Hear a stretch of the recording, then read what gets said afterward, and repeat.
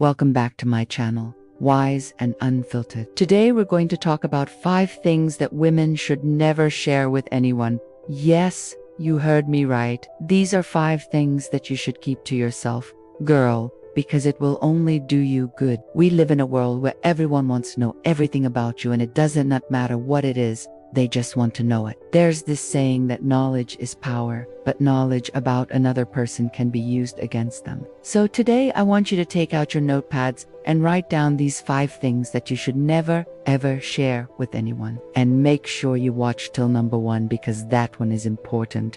Let's get into it. Number 5. Your dreams. Now, this is something that most people are guilty of doing. They tell all their friends and family their dreams and aspirations. And then one day, they wake up and realize those people are no longer cheering them on. In fact, they don't even remember what you told them your dreams were. When you put your dreams out there for other people to see, especially people that you know aren't going to support you, it makes it easier for you to give up on those dreams when the time gets tough. You have to be very careful about who you let in when it comes to your dreams, because not everyone is happy about you being happy. There's this saying that goes, when one woman sees another woman happy and successful, there's a part of her that gets jealous. So you have to be careful. Do not let just anybody into your dreams. You have to filter out the people that are going to bring positivity and uplift you when you're trying to pursue your dreams. Because the thing about your dreams is this: you need a lot of mental space to pursue them and bring them to life. So do not clutter your mind with naysayers and people that are just going to belittle your dreams because they themselves don't have any. Number 4,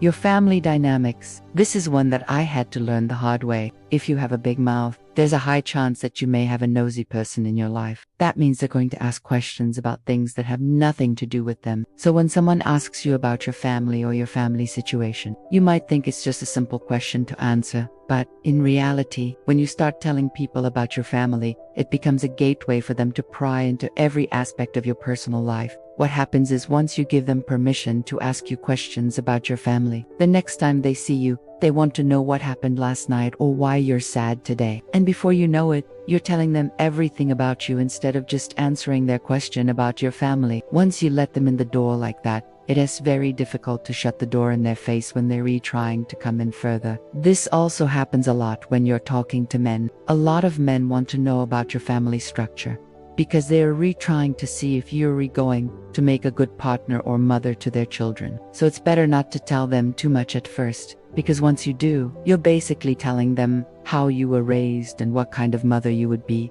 Number 3, your past mistakes. This is another big one, ladies. You've probably made mistakes in your past that you're really ashamed of. Or maybe you did something that you regret. Well, guess what? Everyone has regrets. Everyone has made mistakes. But you have to be very careful about who you share these mistakes with, because some people will hold them against you for years to come. Even though you may feel remorseful or guilty about the things that you've done in the past, you have to understand that you're human and humans are bound to make mistakes. What you have to focus on is learning from those mistakes and not repeating them again. The second thing is that you have to understand that some people will purposely use your past mistakes against you to make you feel bad. They will use them to manipulate you or to control you. Never allow someone to use your past mistakes against you unless you're trying to seek advice on how to correct them. Also, never allow anyone to shame you for your past mistakes. If you've made peace with them, then it's time to move on. You have to remember that everyone has a dark past, and the only reason they have told you about theirs is because they're afraid you're going to judge them. So it's best to leave that part out of your conversations with people. Number 2, your finances.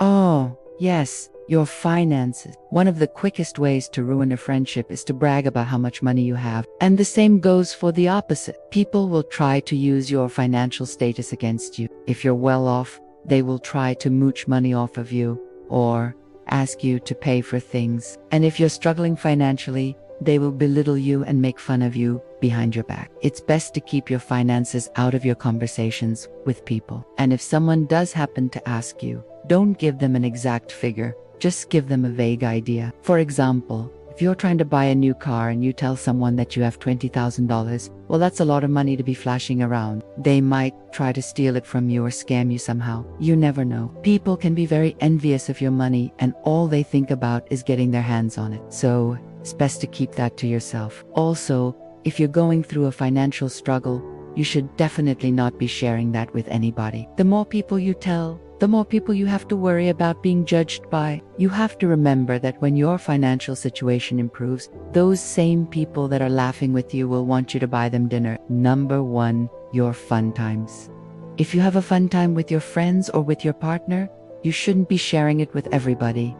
And here's why. When you share your fun times with other people, they will only try to find a way to interrupt your fun the next time. So let's say you went to the beach with your friends and you had the best time ever. You came back home feeling rejuvenated and ready to start the week. But the following weekend, you get a phone call saying, "Hey, what are you doing this weekend?" You say, "Oh, nothing. We're just gonna relax at home." Then they say, "Well, can we come over and hang out with you?" You say, "Sure." So they show up at your house unannounced, and now your fun weekend plans are canceled because they showed up and you didn't have time to prepare for them to come over. Or worse yet, let's say you and your partner had a romantic weekend getaway and you had the best time. The two of you came back home feeling closer than ever, but then you decide to tell your friends about it. Now they want to know all the details and it puts a strain on your relationship.